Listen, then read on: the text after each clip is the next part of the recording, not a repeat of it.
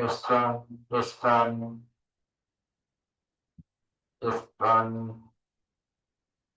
Sorry. පිටිපස්සේ ඉන්න අයට ඇහෙනවද? ෆිසිකල් ලෙවල් එකේ ඉන්න ළමයි පිටිපස්සේ ඉන්න අයට ඇහෙනවද? මං කියන එක ඇහෙනවද? පිටිපස්සේ ඉන්න ළමයි මං කියන එක ඇහෙනවද? ඇහෙනව නම් අත උස්සන්න. ඇහෙනවනේ. හරි. ඒත් පොඩි සවුන්ඩ් අවුලක් තියෙනවා පොඩ්ඩක් බලන්න. හරි.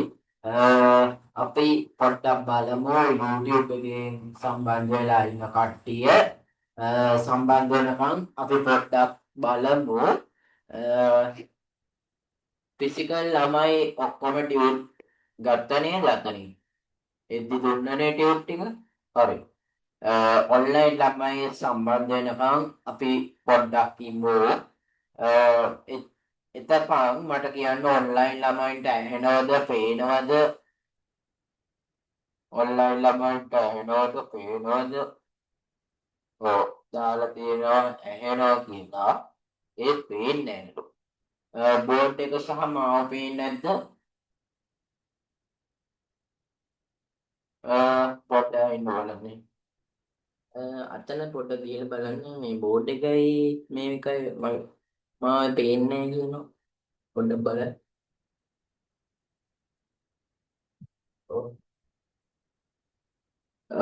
ඔව් ඒක පොඩ්ඩක් ටෙක්නිකල් ඉෂුව එකක් වුණොත් ඒක හින්දා වීඩියෝ එක ඔන්ලයින් කට්ටියට ඕන් කරන්න බැරි වෙලා බරි තත්ත්වයක් තමයි තියෙන්නේ ඒක හින්දා Zoom meeting එකක් පුළුවන් නේ Zoom meeting එකක් දාන්නම් හැබැයි මේ Zoom එකේ live එකේ සම්බන්ධ වෙලා ඉන්න කට්ටිය විතරයි link එක දෙන්නේ මම Zoom link එකක් දාන්නම් ඒකට සම්බන්ධ වෙන්න ඒකෙන් ඔයගොල්ලන්ට වීඩියෝ එක පෙන්නනවා හරිද නැත්නම් ඔයගොල්ලෝ YouTube එකේ ඔය live එකේම රැඳිලා ඉන්න අපි එතකොට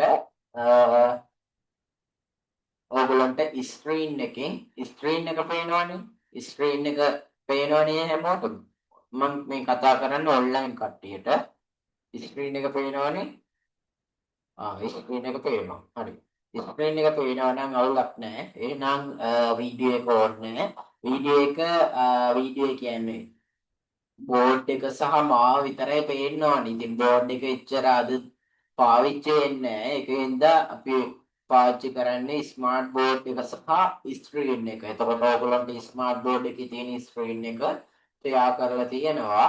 ඒකෙන් ඔයගොල්ලෝ බලන්න. එතකොට වීඩියෝ එක අවශ්‍ය වෙන්නේ නැහැ. හරිද? හරි. අපි විනාඩි 2-3ක් ඉමු. තාමත් ළමයි සම්බන්ධ වෙනවා. හරිද? අපි 8ට කියලා තමයි කිව්වේ ෆිසිකල් ළමයිත් මං කිව්වේ 8ට කියලා ඒ වුණාට ඔන්ලයින් අයට මං කලින් ඉඳන් කියලා තිබ්බේ 8:00 කියලා. ඒකෙන්ද අපි පොඩ්ඩක් බලමු ඔන්ලයින් ළමයි සම්බන්ධ වෙනකම්.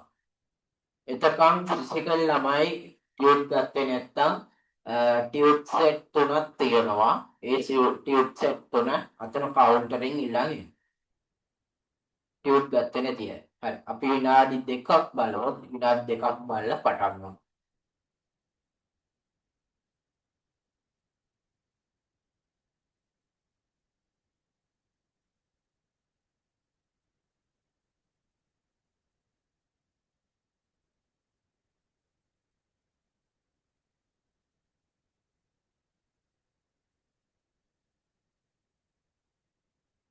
හරි. අපි පටන් ගමු. සම්බන්ධ වෙන ඔන්ලයින් සම්බන්ධ වෙන කට්ටියට පුළුවන් ආපස්සට බලන්න. එතකොට දැන් අපි පටන් ගමු. මොකද දැන් ෆිසිකල් කට්ටියට කිව්වේ 8ට පටන් ගන්නවා කියලා. එතකොට ඔන්ලයින් කට්ටියට 8:00ට පටන් ගන්න බෑනේ. ඒකින්ද අපි පටන් ගෙන යන් ඔන්ලයින් කට්ටිය YouTube එකෙන් පස්සට දාලා එතකොට කලින් ටික බලන්න. හරිද? දැන් එහෙනම් අපි පටන් ගමු. sound.com කියලානේ එහෙනවනේ පිටිපස්ස එහෙනවනේ. හරි ඔන්ලයින් කට්ටියටත් ඇහෙනවනේ. ඔව් සවුන්ඩ් එක ක්ලියර්මද කියලා කියන ඔන්ලයින් කට්ටියගේ පොඩ්ඩක් බලන්න.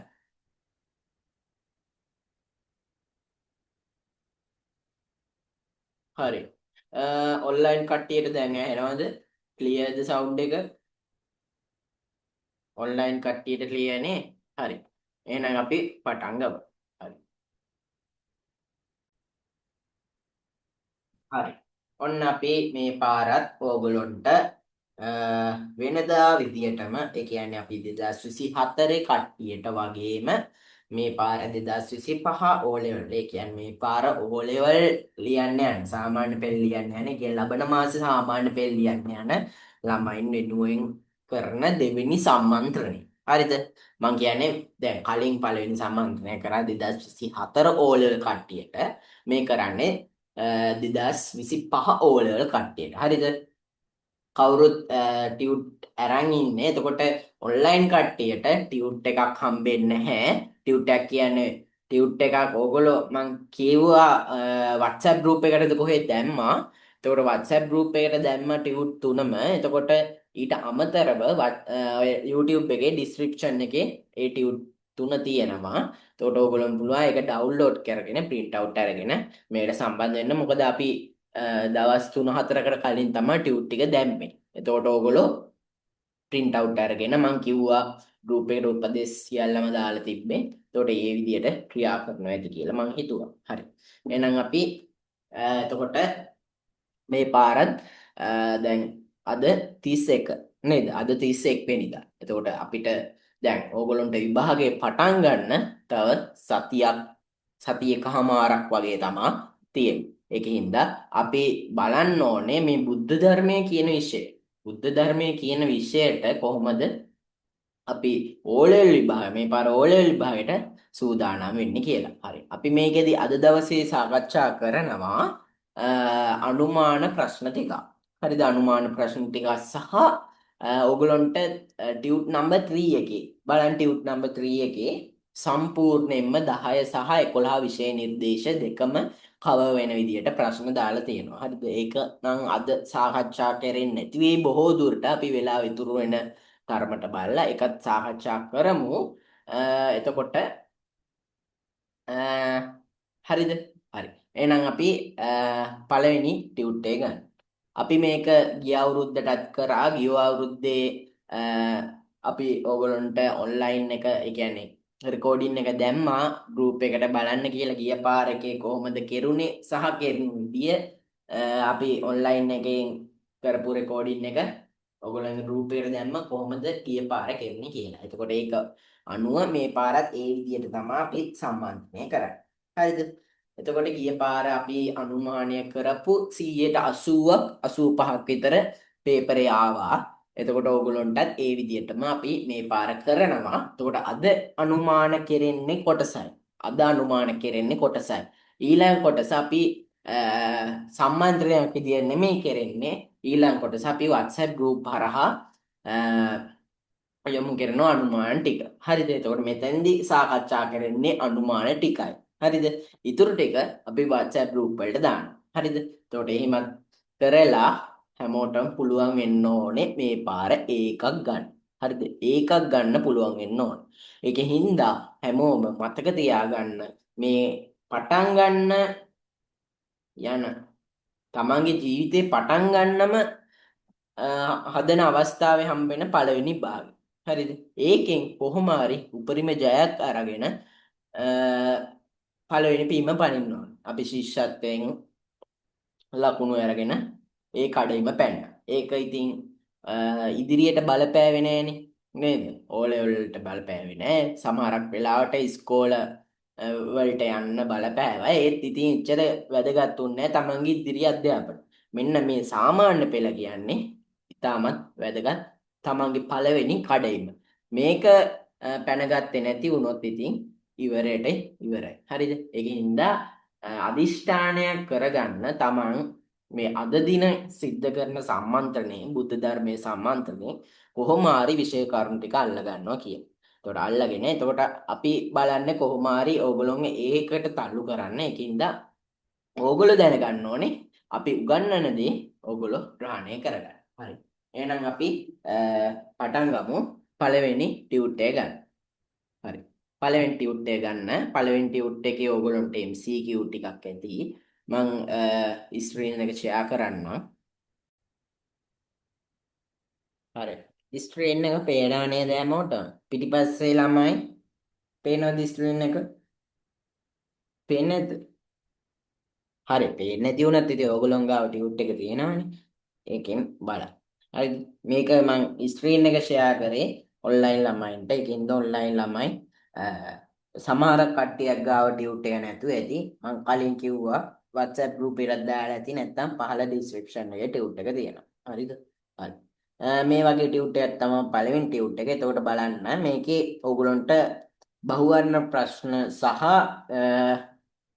තියෙනවා ව්‍යුහගත කියන්නේ කෙටි ප්‍රශ්න වගේකුත් සහ විස්තරාත්මක ප්‍රශ්න. ඒ කියන්නේ ව්‍යුහගත සහ විස්තරාත්මක ප්‍රශ්න.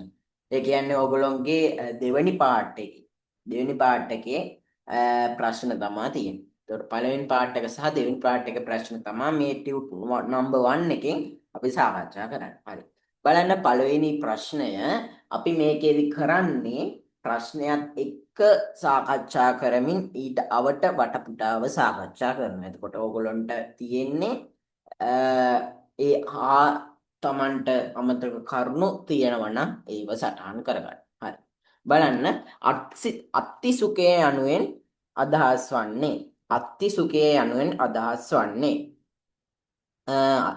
බලන්න ණය නොවී ජීවත් වීමෙන් ලබන සතුටයි. දැහැමියෙන් උපයාගත් ධනය තමා සතු යන සතුටයි. ධනය පරිභෝජනය කිරීමෙන් ලබන සතුටයි. නිවැරදි රැකියාවක නිරත වීමෙන් ලබන සතුටයි. හරි. මේකෙන් අපි අත්තිසුඛය ගැන කිව්වොත් ඕගොල්ලෝ අහලා තියෙනවද චතුර්විධ සුඛ කියලා? චතුර්විධ සුඛ. මේක තියෙන්නේ 11 වසර පාඩමක 11 වසර පෙළ පොතේ තමයි තියෙන්නේ. පාඩම ගත්තොත් මට හිතෙන්නේ දැහැමියෙන් ධනය උපදවමු කියන පාඩමේ තමයි මේ ගැන තියෙන්නේ. අත්තිසුඛය තියෙන්නේ චතුර්විධ සුඛ ගණයට. මම ඕගොල්ලන්ට පොත ෂෙයා කරොත් මෙන්න මෙතන. ඕගොල්ලන්ට පේනවද? චතුර්විධ සැප. මේ තියෙන චතුර්විධ සැප. ඕගොල්ලෝ ගාව ෆිසිකල් කට්ටිය ගාව පොත තියෙනවා නම් ඒවා පිළිබඳ පොඩ්ඩක් බලන්න. පිටුව 146. 146 වෙනි පිටුවේ බලන්න 10 වෙනි පාඩම හෝ 20 වෙනි පාඩම.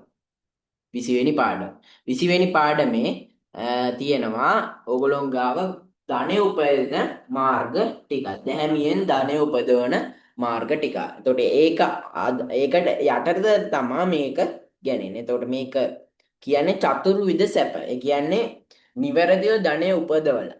හරිද? තමන්ගේ මහන්සියෙන් තමා හම්බ කරගත් ධනෙ උපදවලා විඳින්න පුළුවන් සැප වර්ග තමයි මේක කියන්නේ. හරිද? චතුර්විධ සැප. ඒ කියන්නේ සැප වර්ග 4ක් විඳින්න පුළුවන්. මොකක්ද මේ සැප වර්ග 4? මෙතන කියලා තියෙනවා. බලන්න අත්තිසුඛ. හරිද? ඊට පස්සේ භෝග සුඛ, අනන සුඛ සහ අනවජ්‍ය සුඛ. හරිද? අත්තිසුඛ කියලා කියන්නේ උත්සාහයෙන් හා දෑතේ ශක්තියෙන්. හරි තමන්ගේ උත්සාහයෙන් සහ දෑතේ ශක්තියෙන් ධාර්මිකව ධනෙ උපයලා ගත් ධනය තමාට තියෙනවා කියලා. හරිද? තමන් උත්සාහයෙන් හා දෑතේ ශක්තියෙන් දහඩිය වගුරුවමින් ධනය උපයලා ඒ ධනය තමන්ට ඇතයි කියලා හිතලා සතුටු වෙන අය. ඒ කියන්නේ ඔයා හිතන්න තමන්ගේ යාළුවා ඉන්නේ. හරිද? තමන්ගේ යාළුවා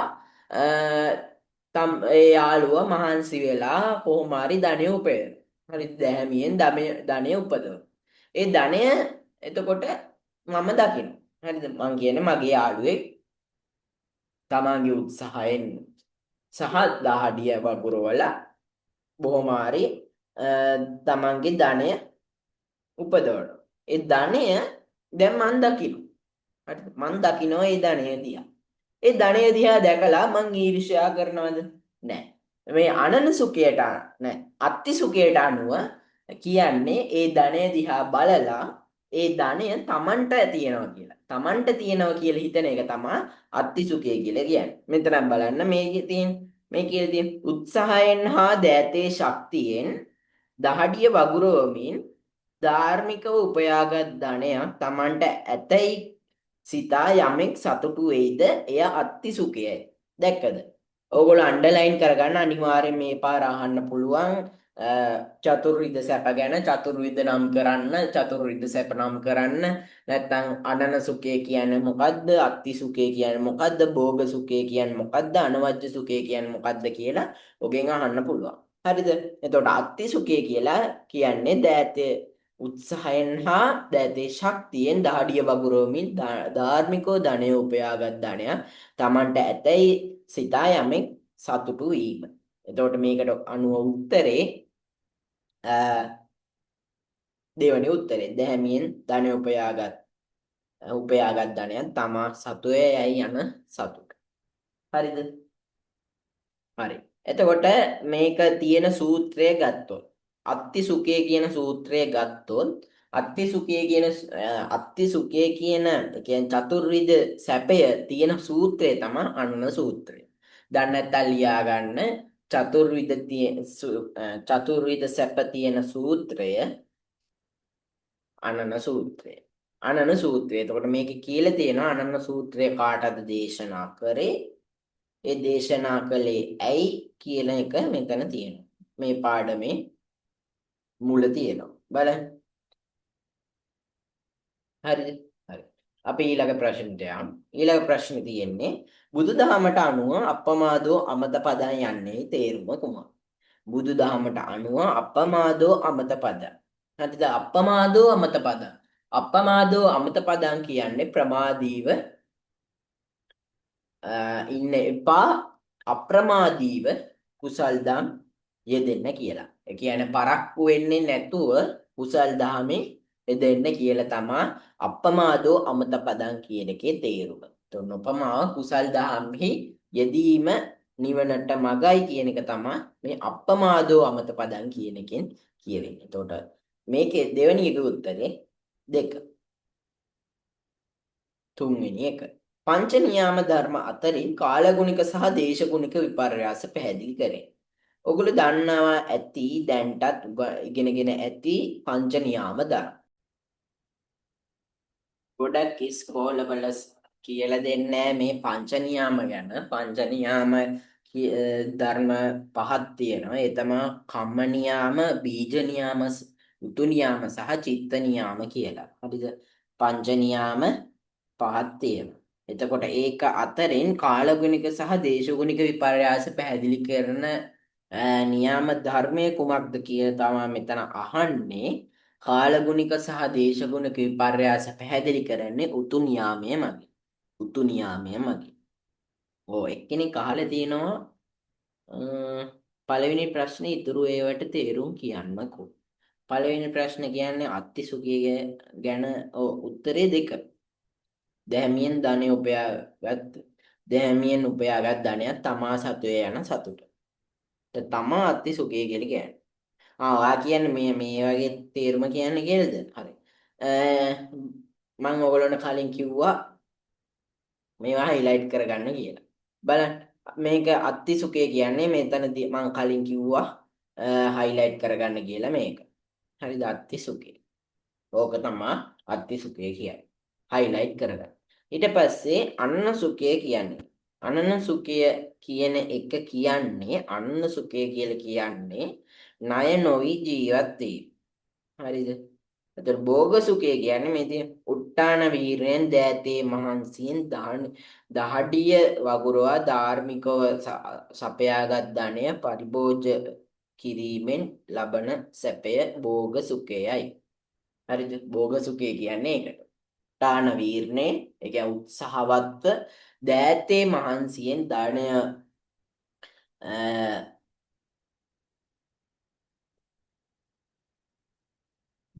ඇහෙනවද මං කියන එක?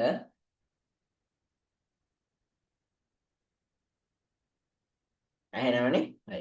උඩ්ඩාන වීරයෙන් දෑතේ මහන්සියෙන් දහඩිය වගුරවා ධාර්මිකව සපයාගත් ධනය පරිභෝජනය කිරීමෙන් ලබන සැපය තමා අපි භෝග සුඛය කියලා කියන්නේ. ඊට පස්සේ අනන සුඛය කියන්නේ මේ තියෙන අනන සුඛය. අනන සුඛය කියලා කියන්නේ ණය නොයි ජීවත් වීම. හරිද? ණයක් නැහැ. මේ තියෙන ණයක් නැහැ කියලා හිතන සතුටු වෙන්න පුළුවන් නම් එය අනන සුඛය කියලා කියනවා. හරි ණය නොවි ජීවත් වීම. ණයක් නැහැ කියලා හිතෙන සතුට. තමා අපි අනන සුඛය කියලා කියන්නේ. ඊට පස්සේ මොකද්ද මේ අනවජ්‍ය සුඛය කියලා කියන්නේ? අනවජ්‍ය සුඛය අනවජ්‍ය සුඛය කියලා කියන්නේ මොකක්ද?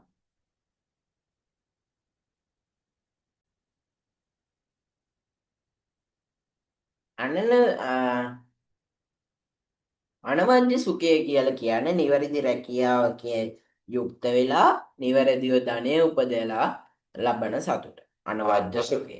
හරිද? හරි.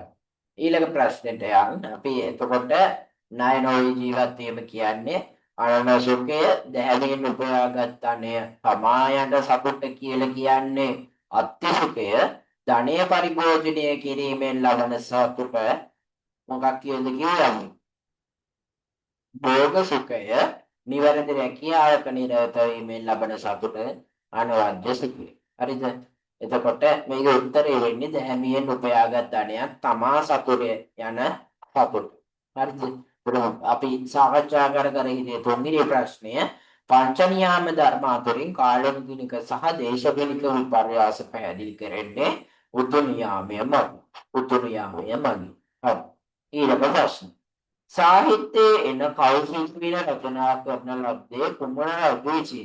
කෞසික වින මේ පිළිබඳව තිබ්බා ලොකු පාඩම නේද? කලාව ගැන සම්බන්ධ පාඩමක් තිබ්බා 11 වසරේ. ඒ කලාවත් එක්ක තියෙන පාඩමට සම්බන්ධ වෙලා තමයි මේ සාහිත්‍ය ගැන තිබ්බේ. එතකොට සිංහල සාහිත්‍ය පිළිබඳව ප්‍රශ්නයක් තමයි මේකේ අහලා තියෙන්නේ කෞසිලුමින රචනා කළේ කවුද කියලා. කෞසිලුමින රචනා කරේ එතකොට මේකට අදාළ පාඩම තමයි බුදු සමයෙන් පෝෂණය වූ සිංහල සාහිත්‍යය. 19 වෙනි පාඩම. පෙළ ගන්න එක. අපි බලන්නේ ප්‍රශ්නේ සාකච්ඡා කරලා ඊට අදාළ පාඩමට අදාළ අත්‍යවශ්‍ය කරුණු අපි සාකච්ඡා කරන එක. එතකොට මේකෙදි අපි වැඩ දෙකක් කරනවා. මොකක්ද මේ වැඩ දෙක? වැඩ දෙක තමයි මේකෙන් අපි ප්‍රශ්නේ සාකච්ඡා කරනවා. ඒ වගේම ඊට අදාළ පාඩමට අදාළ වැදගත් කරුණුත් අපි සටහන් කරගන්නවා. එතකොට මේකේ අපි දැන් කතා කරන ප්‍රශ්නේ සිංහල සාහිත්‍යේන කෞසිලුමින රචනා කර කවුද කියලා අහන්නේ මොන රජුද කියලා අහන්නේ. ඒකට සම්බන්ධ පාඩම තමයි 10 වෙනි 19 වෙනි පාඩම. බුදු සමයෙන් පෝෂණය වූ සිංහල සාහිත්‍ය පිටුව 138 පෙළ ගන්න 138. හරි. මේ පාඩමේ තියෙන්නේ සාහිත්‍ය විවිධ සාහිත්‍ය යුගවල වලට. ඒ කියන්නේ දඹදෙණිය සාහිත්‍ය යුගයේ ඉඳලා ඉන් ඉදිරියට තියෙන සාහිත්‍ය යුගවල වල රචනා වෙච්ච ග්‍රන්ථ සහ ඒ ග්‍රන්ථ ලියූ කතුරයන් ගැන තමයි මේකේ සඳහන් වෙන්නේ. එතකොට බලන්න මේ දඹදෙණි සාහිත්‍ය යුගය. දඹදෙණි සාහිත්‍ය යුගය දඹදෙණි සාහිත්‍ය යුගයේ රචනා වෙලා තියෙනවා සිංහල ව්‍යාකරණ ග්‍රන්ථයක් වූ සිදත් සංගරාව. ඔයගොල්ලෝ හොඳටම දන්නවා. සිදත් සංගරාව. පියුම් මල් නැමැති නිගණ්ඩුවන්. පියුම් නල් නැති නිගණ්ඩු. ඡන්දස් අලංකාර පිළිබඳ විස්තර කරන එළු සඳස් ලකුණ. එතකොට මේකදී ඔයගොල්ලෝ මතක තියාගන්න ඕනේ සිදත් සංගරාව ඒ වගේම පියුම් මල් සහ එළු සඳස් ලකුණ. හරිද? එතකොට ඔයගොල්ලෝගේ අහන්න පුළුවන් දඹදෙණි සාහිත්‍ය යුගයේදී රචනා වූ සිංහල ව්‍යාකරණ ග්‍රන්ථය සඳහන් කරන්න. මොකක්ද එතකොට උත්තරේ වෙන්නේ? සිදත් සංගරාව. හරිද? එතකොට දඹදෙණි සාහිත්‍ය යුගයේදී එච්චරයි රචනා වුණේ. හරිද? ඔයගොල්ලෝගේ අහන්න පුළුවන් මේවත් පාඩම් කරගන්න. මේ ඡන්දස් අලංකාර පිළිබඳ විස්තර කරන එළු සඳස් ලකුණනේ. එතකොට ඔයගොල්ලෝගේ අහන්න පුළුවන් ඡන්දස් අලංකාර පිළිබඳ විස්තර කරන දඹදෙණි යුගයේදී දඹදෙණි සාහිත්‍ය යුගයේදී රචනා වූ ග්‍රන්ථයන් නම් කරන්න කියලා ආවොත් ඕගොල්ලෝ ලියන්න ඕනේ එගලු සැදස් ලකුණ. හරිද? එහෙම අහන්න පුළුවන්. නැත්නම් දඹදෙණි සාහිත්‍ය යුගයේදී රචනා වූ පොත් තුනක් ලියන්න කියලා එන්න පුළුවන්. එහෙම ක්‍රම කීපයකට අහන්න පුළුවන්. ඊට පස්සේ දඹදෙණි සාහිත්‍ය යුගයේ එච්චරයි රචනා වෙලා තියෙන්නේ. ඊට පස්සේ කුරුණෑගල සාහිත්‍ය යුගය. කුරුණෑගල සාහිත්‍ය යුගයේදී 550 ජාතක පොත, ඒ වගේම සිංහල බෝධි වංශය සහ තූප වංශය රචනා වෙලා තියෙනවා. එතකොට මේකෙදි ගත්තාම 550 ජාතක පොත ඔයගොල්ලෝ හොඳටම දන්නවා සිංහල සාහිත්‍ය පොතේ උම්මග්ග ජාතකය තියෙන්නේ මේ 550 ජාතක පොතේ. එතකොට ඒ පිළිබඳව 550 ජාතක පොත පිළිබඳව ඔයගොල්ලෝ හොඳටම හොඳ ආකාරකම දන්නා පොතක්. එතකොට මේ 550 ජාතක පොතේ විස්තරය දීලා තියෙනවා. මේවා අනිවාර්යෙන් පාඩම් කරගන්න. අනිවාර්යෙන් පාඩම් කරගන්න. මෙතෙන්ට තරුවක් දාලා තියන්න. හරිද? මෙතෙන්ට තරුවක් දාලා තියන්න. එතකොට 550 ජාතක පොත රචනා කරන්න උදව් කරගත්තේ පාලි ජාතකට්ට කතාව. හරිද? එතකොට මේකේ තියෙන කතා වස්තු ප්‍රමාණය තමයි 547ක්.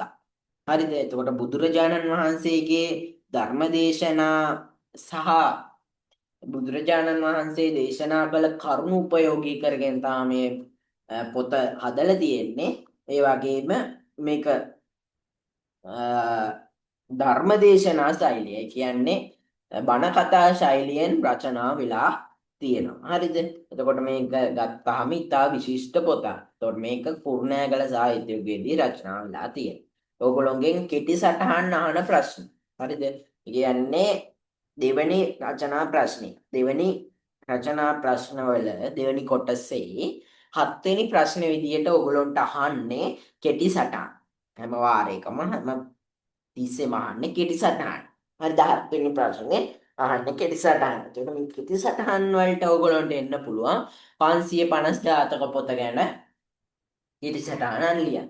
ඒකට ඕගොල්ලෝ ලියන්න ඕනේ. එතකොට මේ සියලුම කරුණු ඕගොල්ලෝ දැනගෙන ඉන්න ඕනේ. මේ සියලුම කරුණු ඕගොල්ලෝ දැනගෙන ඉන්න ඕනේ. හරි. ඊළඟට බලන්න සිංහල බෝධි වංශය. සිංහල බෝධි වංශය ගත්තාම පාලි බෝධි වංශයේ සිංහල පරිවර්තනය. පාලි බෝධි වංශයේ සිංහල පරිවර්තනය. මේකේ විශේෂත්වය මොකක්ද? බුද්ධත්වයේ ලබා ගැනීමේදී සෙවණ දුන් ජයශ්‍රී මහා බෝධි වහන්සේගේ ඉතිහාසය තමයි මේකෙන් පෙන්눔 කරන්නේ. මම මේ හයිලයිට් කරනවා. ඒ කියන්නේ මේ පොයින්ට් එකෙන් මම හයිලයිට් කරන ඒවා මේවා මේ හයිලයිට් කරන ඒවා මේවා ඕගොල්ලෝ අනිවාර්යෙන් ඉරි ඇඳ ගන්න. හරිද? මේවා අනිවාර්යෙන් එන්න පුළුවන්. බුද්ධත්වයේ ලබා ගැනීමේදී සෙවණ දුන් ජයශ්‍රී මහා බෝධීන් වහන්සේගේ ඉතිහාසය පිළිබඳව තමයි මේකෙන් විස්තර කෙරේ. හරිද? එතකොට ආනන්ද බෝධිය, ජයශ්‍රී මහා බෝධිය, අෂ්ටඵල රුහ බෝධිය සහ දෙතිස්ඵල රුහ බෝධි රූපණය ආදී බොහෝ විස්තර මේකේ සඳහන් වෙනවා. හරිද? එතකොට මම මේ හයිලයිට් කරන්නේ ඔයගොල්ලෝ අනිවාර්යයෙන් හයිලයිට් කරන්න ඕන. ඊට පස්සේ මේ කාලයේදී රචනා වෙච්ච තවත් ග්‍රන්ථයක් තමයි තූපවංශය කියන්නේ. තූපවංශය රචනා කළේ විද්‍යා චක්‍රවර්ති පණ්ඩිත පරාක්‍රම. නැත්නම් විද්‍යා චක්‍රවර්ති පරාක්‍රම පණ්ඩිත නැමැත්තේ තමයි මේ තූපවංශය රචනා කරේ. මේ ග්‍රන්ථය පිළිබඳව විස්තරය ගත්තොත් ග්‍රන්ථයේ තියෙන්නේ රුවන්වැලි මහා සෑ රදුන්ගේ විස්තරය ගැන. රුවන්වැලි මහා සෑ රදුන්ගේ කොහොමද මේක රුවන්වැලි මහා සෑ රදුන් නිර්මාණය වූයේ ඒ පිළිබඳව විස්තර තමයි කතාන්දරේ ඉතිහාසය පිළිබඳව තමයි මේ තූපවංශයේ සඳහන් වෙන්නේ. මේකේ ශාසන ඉතිහාසය පිළිබඳ තොරතුරුත් ඇතුළත් වෙනවා. ඒ වගේම මේකෙදී රුවන්වැලි සෑය කොහොමද රුවන්වැලි සෑයට ගඩොල් ගෙනිච්චේ, ඒ වගේම අමුද්‍රව්‍ය සැපයූ අයුරු, එය ගොඩනැගූ අයුරු මේකේ සඳහන් වෙනවා. හරිද? එතකොට ඔයගොල්ලෝ මේකේ මතක තියාගන්න ඕනේ මේක රචනා කරේ කවුද, ඒ වගේම මේකේ දැක්වෙන්නේ මොනවද කියලා. හරිද? ඊට පස්සේ ගම්පොළ සාහිත්‍ය යුගය. ගම්පොළ සාහිත්‍ය යුගයේදී රචනා වෙලා තියෙනවා මොනවද? සංදේශ කිහිපයක්. බලන්න තිසර සංදේශය. මේව හයිලයිට් කරගන්න. තිසර සංදේශය. මයුර සංදේශය. මේව හයිලයිට් කරගන්න. මයුර සංදේශය. හ්ම්. මේක රචනා කරේ මයුර සංදේශය රචනා කළ තියෙන ගම්පොළ පස්වෙනි පරාක්‍රම බාහු රජුගේ කාලයේදී. හරිද? ඊට පස්සේ ඒ ටික තමා මේකෙදි රචනා වෙලා තියෙන්නේ. ඒ වගේම නිකාය සංග්‍රහය රචනා වෙලා තියෙනවා. නැත්නම් අපි ඒකට කියන ශාසන අවතරණය කියලා. ඒ වගේම ද්විතීය ධර්ම කීර්ති මහා නාහිමිපාණන් වහන්සේ විසින් තමා මේ නිකාය සංග්‍රහය රචනා කරලා තියෙන්නේ. ද්විතීය ධර්ම කීර්ති නාහිමිපාණන් වහන්සේ විසින් තමා මේ නිකාය සංග්‍රහය රචනා කරලා තියෙන්නේ. ඊට අමතරව එළුවත්තන ගලු වංශයේ සද්ධර්ම ලංකාරය ආදී කෘතීන් මේකෙදි රචනා වෙලා තියෙනවා. ඒ කියන්නේ ගම්පොළ සාහිත්‍ය යුගයේ. ඊට පස්සේ එනවා කෝට්ටේ සාහිත්‍ය යුගය. කෝට්ටේ සාහිත්‍ය යුගයේ තමයි සිංහල සාහිත්‍ය සර්වනමය යුගය. සිංහල සාහිත්‍යයේ සර්වනමය යුගය. එතකොට ඒකෙද අදාළ කවියකුත් තියෙනවා. බලන්න සවුසෙත කෙල පැමිණිනි ගුරුවන් දෙරණ සපැමිණි. පිරිසිදු නිල් ගිහිනි සියල්ලෝ වියතුන්ට සිරිමිනි. හරිද මේ කෝට්ටේ සාහිත්‍ය යුගය ගැන කවියක්. හරි මේක කියන්නේ ලෝකයේ උගතුන්ට තමා සිළුමිණෙක්යයි ෂඩ් භාෂා පරමේශ්වර තොටුගමුවේ ශ්‍රී රාහුල හිමියන් ප්‍රකාශ කළේ තමන් පිළිබඳව කීර්ති අභිමානය නිසා බව පැහැදිලි. ඒ තමන්ගේ කීර්තිය අභිමානය පිළිබඳව තමන් විසින්ම කවිය නිර්මාණය කරලා කියන එක තමයි මේක සඳහන් වෙන්නේ. එතකොට මේ කාලයේදී රචනා වුණා සැලලිහිණි සංදේශය, පරවි සංදේශය, කාව්‍යශේඛරය, පංචිකා ප්‍රදීපය, බුද්ධ ප්‍රසාදිනිය වගේ ග්‍රන්ථ මේ කාලයේදී රචනා වුණා. ඒ වගේම වීදාගම මහා මෛත්‍රී නාහිම්පාණන් වහන්සේගේ යතිවරයාණන් වහන්සේ කියන්නේ වීදාගම මහා මෛත්‍රී හිමියන්ගේ ගුරු හාමුදුරුවෝ තමයි මේ තොටගමුවේ ශ්‍රී රාහුල හාමුදුරුවෝ. මේ වීදාගම මහා මෛත්‍රී හාමුදුරුවෝ විසින් ලෝ වැඩ සංග්‍රහය රචනා කරා. ඒ වගේම මේ තොටගමුවේ ශ්‍රී රාහුල හාමුදුරුවන්ගේ ගුරුවරයා තමයි කියන්නේ. එයා ගෝලය තමා වෑත්තෑ හිමි. හොඳේ වීදාගම මහා මෛත්‍රී හිමි නෙමෙයි. ඒක සෝරි. වෑත්තෑ වෙයි. හරිද? තොටගමුවේ ශ්‍රී රාහුල හිමිගේ ගෝලය තමා වෑත්තෑවේ.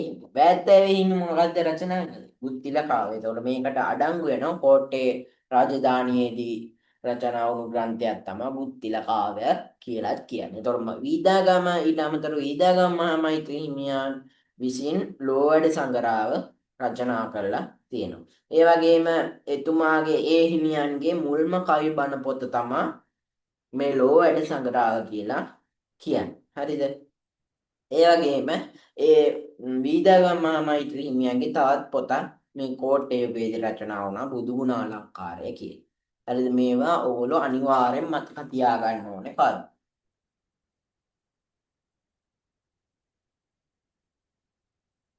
මීට අමතරව කෝකිල සංදේශය, ගිරා සංදේශය, හංස සංදේශය, දහම් ගැටමාලාව, චූල බෝධි වංශය, පැරකුම්බා සිරිදා බුද්ධිල කාව්‍ය මම කිව්ව කලින් බුද්ධිල කාව්‍ය ඇතුළත් වුණා කියලා.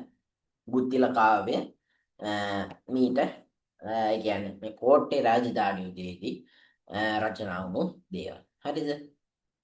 ඒත් ප්‍රශ්නේ මොකක්ද? එන්න දැන් ප්‍රශ්නේ මතක ගන්න. ප්‍රශ්නේ මොකක්ද?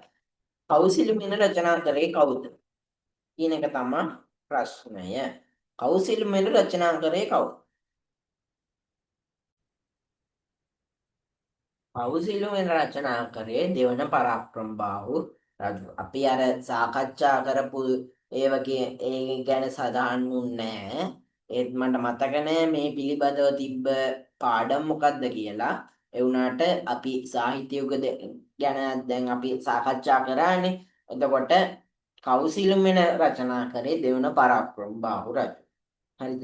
ඒ පිළිබඳව අපි ඉදිරියේදී හමු වුණොත් අපි ඒ පිළිබඳව වැඩිදුර සාකච්ඡා කරමු. හරි. ඊළඟ ප්‍රශ්න. බුද්ධ කලාවේ ධර්මචක්‍ර මුද්‍රාවෙන් නිරූපණය වන්නේ.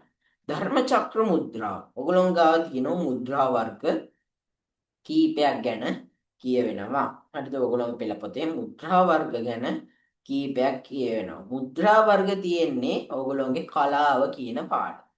කලාව කියන පාඩමේ තමයි මෙන්න මේ පාඩමේ තමයි ධම්මචක්‍ර මුද්‍රා ගැන සාකච්ඡා වෙන පාඩම. 18 වෙනි පාඩම. පෙළ ගැන 18 වෙනි පාඩම. එළබොදු කලාවේ අසිරිය පිටුව 125. පෙළ ගැන. හරි. ඒකේ තියෙනවා බුද්ධ ප්‍රතිමා ගැන. හරි බුද්ධ ප්‍රතිමා ගැන තියෙනවා බුදු පිළිම වර්ග ගැන කියන. හරි බුදු පිළිම වර්ග ගත්තාම මේකේ කියන අයුරු තියෙනවා කියන ඒ කියන්නේ කියනවා හිටි පිළිම ඉදි පිළිම සහ සැතපෙන පිළිම. නැත්තම් ඔත් පිළිම කියලා කියනවා. හරි පිළිම වර්ග. හයිලයිට් කරගන්න. හරි හයිලයිට් කරගන්න. ඔන්න මාත් හයිලයිට් කරා. හිටි පිළිම, හිඳි පිළිම හා සැතපෙන පිළිම. නැත්නම් අපි කියන ඔත් පිළිම කියන. බුදු පිළිම වර්ග ටික. හරිද?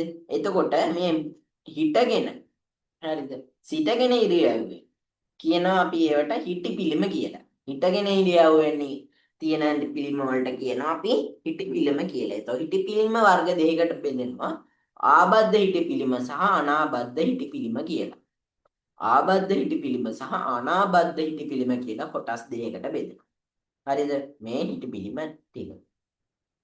එතකොට මේ ආබද්ධ හිටි පිළිම කියන්නේ බාහිර කියන්නේ ගලක් හෝ ඒ කියන්නේ පිළිමයට පිටිපසින් ගලක් හෝ ආධාරකයක් ඇතිවීමවා කියන. කියන්නේ පිළිමේ නෙලල තියෙන්නේ ගලක් හා ආධාරකයකින්. ගලක් හෝ වෙන ආධාරකයකින් තමයි මේ පිළිමේ නෙලලා තියෙන්නේ. ඒවට කියනවා ආබද්ධ පිළිම කියලා. මේවා හයිලයිට් කරගන්න. ආබද්ධ පිළිම.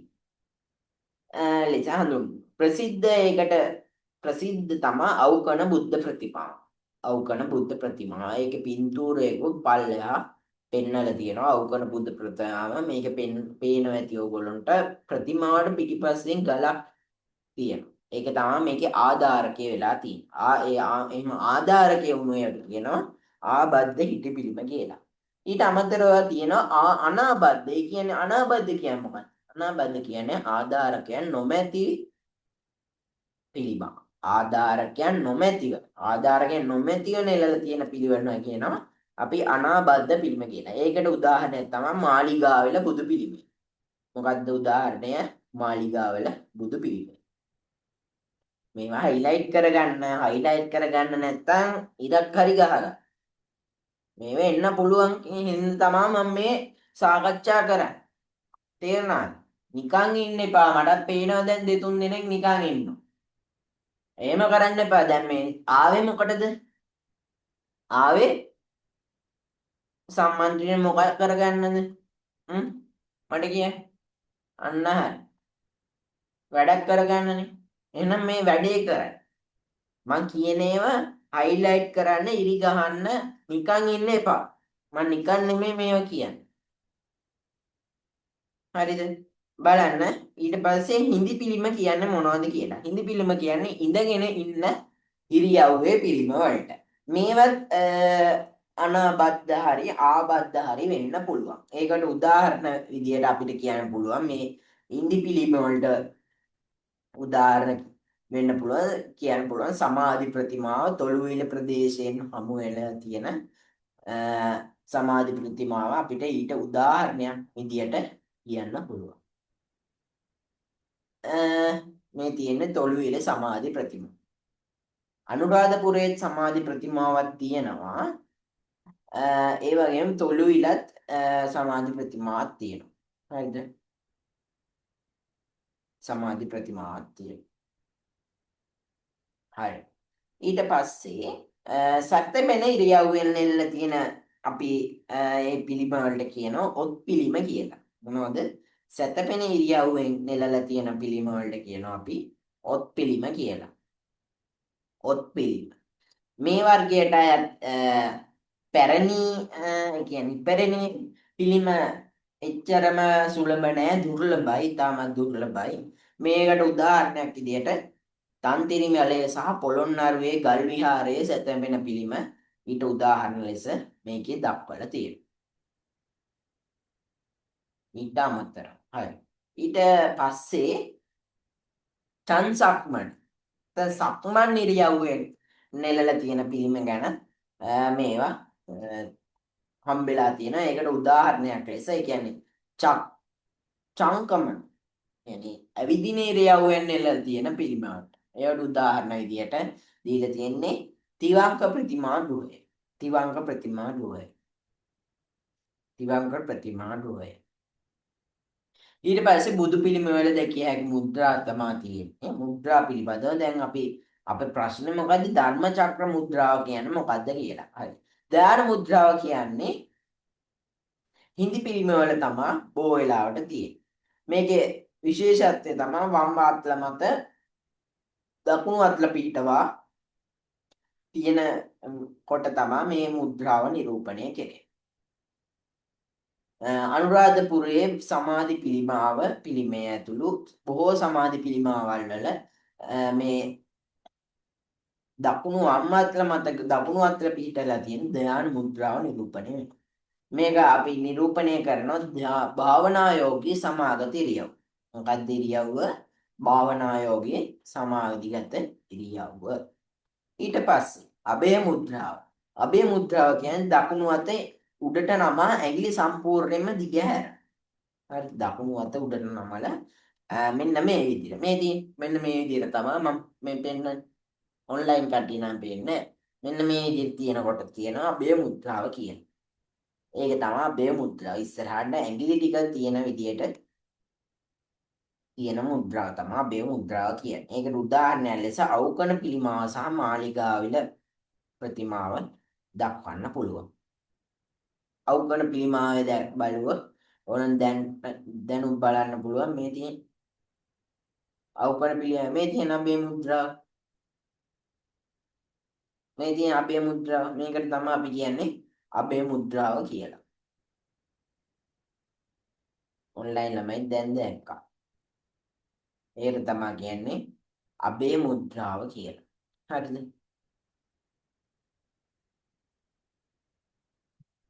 ඒකට උදාහරණ ලෙස අවකන ප්‍රතිමාව සහ මාලිගාවිල ප්‍රතිමාව උදාහරණ විදිහට දක්වන්න පුළුවන්. මේකේ පෙන්눔 කරන්නේ ලෝක සත්‍යයට උරුම ඇති සසර බිය දුරු කරන. දුරු කරන එක තමයි මේ අභය මුද්‍රාවෙන් නිරූපණය වෙන්නේ. විතක්ක මුද්‍රාව. විතක්ක මුද්‍රාව කියන්නේ දකුණු අත උඩට නමා දබර කිල්ල මාපට ඇඟිල්ලේ තුඩ මත තබා කවයක් ලෙස ඇඟිලි දෙක සකසා තිබීම. මේකේ විශේෂ ලක්ෂණයක් වෙනවා මේ විතක්ක මුද්‍රාවේදී. මේකෙන් නිරූපණය වෙන්නේ ගැටලු විසඳීමට බුදුරජුන්ගේ සිත යොමු වීම තමයි මේකෙන් සංකේතවත් වෙන්නේ. ඊට පස්සේ ධම්මචක්‍ර මුද්‍රාව. මේකට අත් දෙකම භාවිත වෙනවා. පළමුව දකුණු අත්ල පිටතට හරවා එය පපුවේ මට්ටමටගෙන එම අතේ මාපට ඇඟිල්ලේ දබර ගෙල්ලේ තුඩු දෙක ස්පර්ශ වන ආකාරයෙන් කවය සෑදෙන ලෙසට එකට තබාගෙන ඇත. අනුතුරුව පපුව ප්‍රදේශයට හැදුණු වම් අතේ ඇඟිල්ලක් ස්පර්ශ කරන අයුරින් නිරූපිත මුද්‍රාව ධර්මචක්‍ර මුද්‍රාව කියලා අපි හඳුන්වනවා.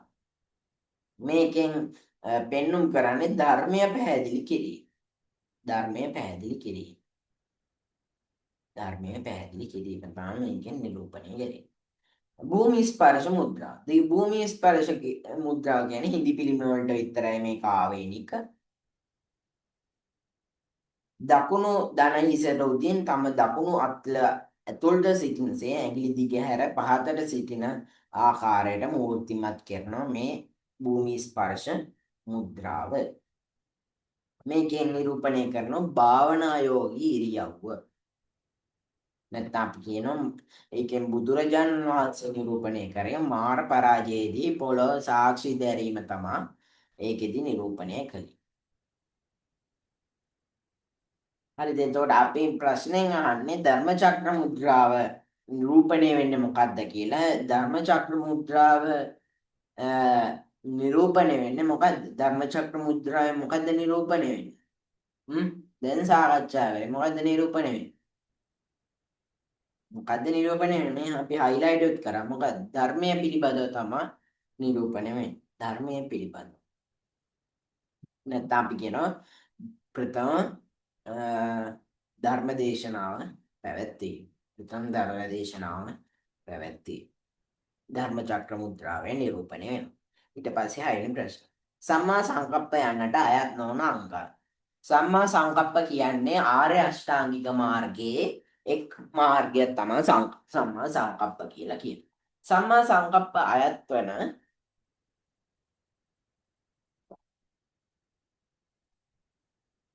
අයත් නොවන අංගය තමයි හරිම ලේසි සම්මා වාචා.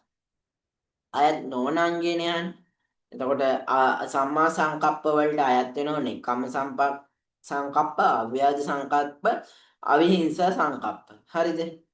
එතකොට ඒ තුනම අයත් වෙන ඒ සම්මා වාචා මේ සම්මා සංකප්ප ගැනට අයත් වෙන්නේ දැන්. සම්මා සංකප්ප කියන්නේ නිවැරදි කල්පනා. නිවැරදි කල්පනා. නිවැරදි කල්පනාවේ යුතුයි පැවැත්ම කිරීම අපි කියනවා සම්මා සංකප්ප කියලා. හරිද? එතකොට ඊළඟට එතකොට මේක තියෙන්නේ ආර්ය අෂ්ටාංගික මාර්ගය. ආර්ය අෂ්ටාංගික මාර්ගය කොටස් තුනකට බෙදෙනවා. මොනවද? සීල, සමාධි, ප්‍රඥා. එතකොට සීල, සමාධි, ප්‍රඥා උනාට ඒකේ උඩ ඉඳන් පල්ලෙහාට ගත්තොත් ප්‍රඥා, සීල, සමාධි විදිහට තමයි වැටෙන්නේ. හරිද? එතකොට මේ සම්මා වාචා, සම්මා සංකප්ප, සම්මා ආජීව, සම්මා සති, සම්මා සමාධි ආදී ආර්ය අෂ්ටාංගික මාර්ගයේ මාර්ග 8ක් තියෙනවා. එතකොට ඒකෙන් අහන්නේ සම්මා සංකප්ප යන්නට අයත් නොවන අංගය. සම්මා සංකප්ප වලට අයත් වෙන නික්කම් සංකප්ප, අව්‍යාජ සංකප්ප, අවිහිංසා සංකප්ප. ඒකට අයත් වෙන්නේ නැත්තේ සම්මා වාචා. 7 වෙනි ප්‍රශ්නේ බලන්න. ත්‍රිපිටකයේ එන කුද්දක නිකාය අයත් වෙන්නේ කුමන පිටකයටද? හරි. මේක අයත් වෙන්නේ මොන පිටකේ? කුද්දක නිකාය අයත් වෙන්නේ කුද්දක නිකායට අපි හේතුවක් තියෙනවා. මොකද කුද්දක නිකාය ප්‍රසිද්ධ වෙන්න හේතුව? අන්න හරි. කට්ටිය කියන. මොකද්ද ප්‍රසිද්ධ වෙන්න හේතුව?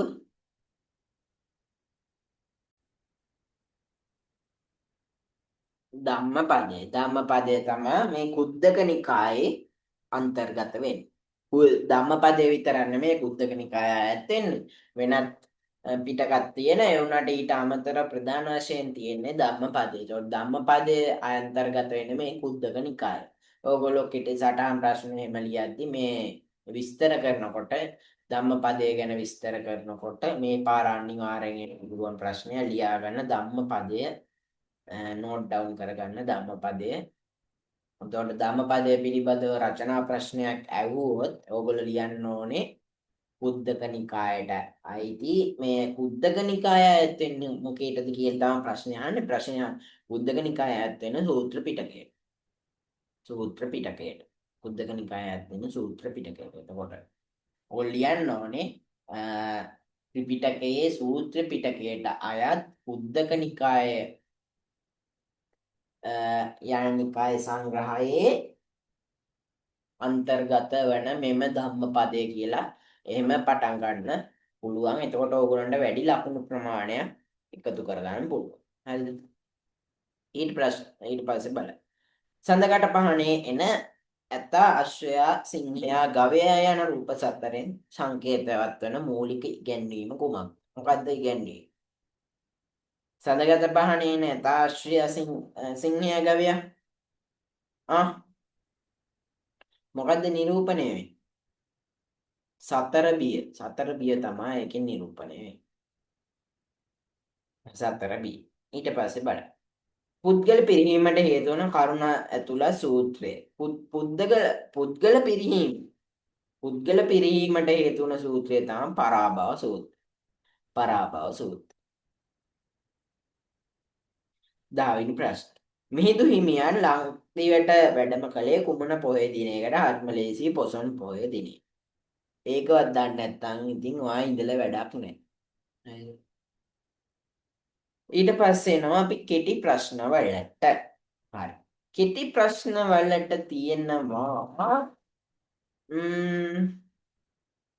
බලන්න පළවෙනි ප්‍රශ්නේ සමුප්පාද පටිච්ච සමුප්පාද ධර්මයේන මූලික සිද්ධාන්තය. ඒ කියන්නේ ඉමස්මින් සති ඉදං හෝති යන ගාථාවේ තේරුම තමා අහලා තියෙන්නේ. කෙටියෙන් ලියන්න කියන්නේ. කෙටියෙන් ලියන්න කියලා කියන්නේ මේකේ තේරුම තමයි අහලා තියෙන්නේ. ඉමස්මින් සති ඉදං හෝති කියන එකේ තේරුම. මොකද්ද ඉමස්මින් සති ඉදං හෝති කියන එකේ තේරුම?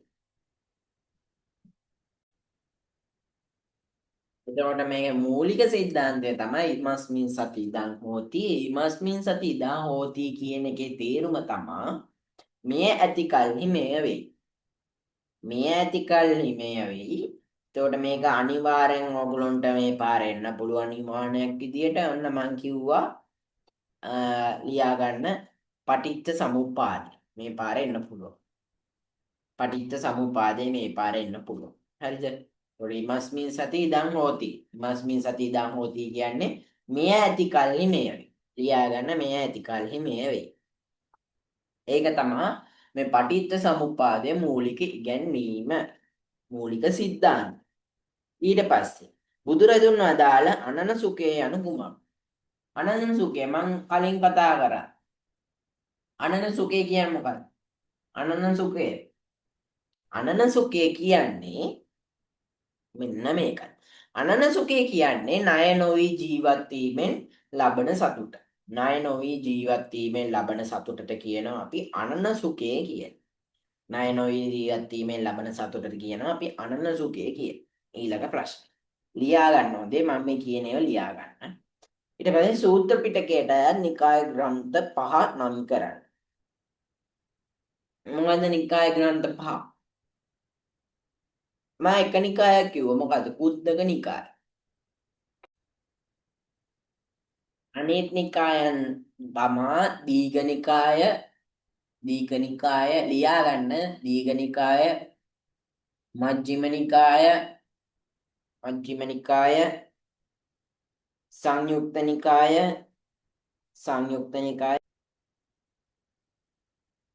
කුද්දක නිකාය. එතකොට දීඝනිකාය මජ්ක්‍ධිම නිකාය අංගුත්තර නිකාය සංයුක්ත නිකාය කුද්දක නිකාය. මේ ටික තමයි සූත්‍ර පිටකයට අයත් නිකාය ග්‍රන්ථ පහ. හරිද? එතකොට මම මේ සාකච්ඡා කරන ප්‍රශ්න වලට අදාළ පාඩම් වල දැන් මම මුල් ප්‍රශ්න වල සහ මුල් MCQ 10 සහ දැන් පළවෙනි කෙටි ප්‍රශ්නේ සාකච්ඡා කරද්දී මම ඕගොල්ලන්ට පොත පෙන්නුවා. දැන් ඉඳන් මම ඕගොල්ලන්ට පොත පෙන්වන්නේ නැහැ. එතකොට ඕගොල්ලෝ කරන්න ඕනේ මම මේ දැන් අනන සුඛය ගත්තාම මම ඕගොල්ලන්ට බලමින් සිජීවිතේදී සාකච්ඡා කරන්නේ. එතකොට මේ අනන සුඛය ගැන සාකච්ඡා කරනකොට ඊට අදාළ පාඩම අනන සුඛේ තියෙන කොහෙද කියලා බලලා ඊට අදාළ පාඩම ඕගොල්ලෝ අනිවාර්යෙන් පාඩම් කරන්න. මේක නිකන් සාමාන්‍ය කතා කරන නැත්තම් මට තිබ්බනේ මුලින් ඉඳන් ප්‍රශ්න ටික කරන්න නේද? පාඩම් වල මුලින් ඉඳන්ම ප්‍රශ්න දාලා මුල ප්‍රශ්න ඉඳන්ම කතා කරන්න පුළුවන්. ඒ වුණාට මම මේ දාලා තියෙන තැනින් තැන දාලා තියෙන යම් කිසි හේතුවක් හින්දා මීට අදාළ ඒ කියන්නේ දැන් අනන සුඛය ගත්තාම අනන සුඛයට අදාළ සියලුම කරුණු මොනවද? අත්ති සුඛ, අනවජ්‍ය සුඛ, භෝග සුඛ ඒ ටික සියල්ලම බලා ගන්න ඕනේ මේ පාඩමේ තියෙන. හරිද? එතකොට එහෙම තමයි මේක හදලා තියෙන්නේ. ඒතකොට සූත්‍ර පිටකයට අයත් නිකාය ග්‍රන්ථ පහ. එහෙම සාකච්ඡා කරද්දී ඔයගොල්ලෝ දැනගන්න ඕන විනය පිටකයට අයත් නිකාය ග්‍රන්ථ මොනවද? අංගුත්තර නිකායට අයත් නිකාය ග්‍රන්ථ මොනවද? ඒ වගේ ඒවා. ඊට පස්සේ ඒ පාඩමට අදාළ කොටසට ගිහිල්ලා ඒ කියන්නේ මොකද්ද පාඩම? සූත්‍ර පිටකයේ තියෙන පාඩම මොකක්ද? අන්නාගේ කට්ටිය කියනවා පොඩ්ඩක් සද්ද කිරලා කියන්න. දැන් ඕගොල්ලන්ට මයික් එකකින් කතා කරද්දී පොඩ්ඩක් ඩිස්ටර්බ් වෙනවා. ඒ වුණාට පොඩ්ඩක් සද්ද කරලා කතා කරන්න. හරි. ඒකට සූත්‍ර පිටකයේ තියෙන පාඩම තමයි අර සංගායනා කියන පාඩම නේද? සංගායනා කියන පාඩමේ තමයි මේ සූත්‍ර පිටකය, විනය පිටකය ගැන එහෙම තියෙන ත්‍රිපිටකය ගැන තියෙන්නේ. හරිද? ඒකට ඊළඟ මේ සාකච්ඡා සූත්‍ර පිටකය ගැන සාකච්ඡා කරාම ඔයගොල්ලෝ ඒ පාඩමට ගිහලා ඒ පාඩමේ තියෙන සියලුම කරුණු පාඩම් කරන්න ඕන. හරිද? ඊළඟ ප්‍රශ්න බලන්න විනය පිටකයේ එන ග්‍රන්ථ පහ. විනය පිටකයේ එන ග්‍රන්ථ පහ මොනවද? විනය පිටකයේ එන ග්‍රන්ථ පහ. දෙන ග්‍රන්ථ පහ. පරාජිකා පාළි ලියන්න නැත්තම් ලියා ගන්න. පරාජිකා පාළි, පරාජිකා පාළි, පාචිත්ත පාළි, පාචිත්ත පාළි, පාචිත්ත පාළි, මහා වග්ග පාළි, මහා වග්ග පාළි, චුල්ල වග්ග පාළි, චුල්ල වග්ග පාළි, පරිවාර පාළි. ආයෙත් මං කියන්නම් පරාජිකා පාළි, පාචිත්ත පාළි, මහා වග්ග පාළි, චූල වග්ග පාළි සහ පරිවාර පාළි. ඒ ටික තමයි විනය පිටකේ එන ග්‍රන්ථ පහ. හරිද? එතකොට ඒක ගැන සාකච්ඡා කරාම ඕගොල්ලෝ බලන්න ඕනේ සූත්‍ර පිටකයේ සහ විනය පිටකයේ තියෙන පාඩම් මොකද්ද? පාඩම තමයි සංගායනා පාඩම. එතකොට සංගායනා කියන මුළු කොටසම ඕගොල්ලෝ පාඩම් කරන්න ඕනේ. හරිද? ඊට පස්සේ අභිධර්ම පිටකයේ එන කතාවත් උපකරණය රචනා කළේ කවුද? අභිධර්ම පිටකයේ එන හරිද? අභිධර්ම පිටකයේ එන කතාවත් උපකරණය රචනා කළේ කවුද කියලා තමයි අහන්නේ. රචනා කරේ කවුද? මොග්ගලී බුද්ධතිස්ස මහරහතන් වහන්සේ. මොග්ගලී බුද්ධතිස්ස මහරහතන් වහන්සේ. මොග්ගලී බුද්ධතිස්ස මහරහතන් වහන්සේ. මොග්ගලී බුද්ධතිස්ස මහරහතන් වහන්සේ. ඊට පස්සේ අහනවා ධම්මපදයේ අයත් නිකාය කොමක්ද? ධම්මපදයේ අයත් නිකායේ මොකද්ද කියලා තමයි අහන්නේ.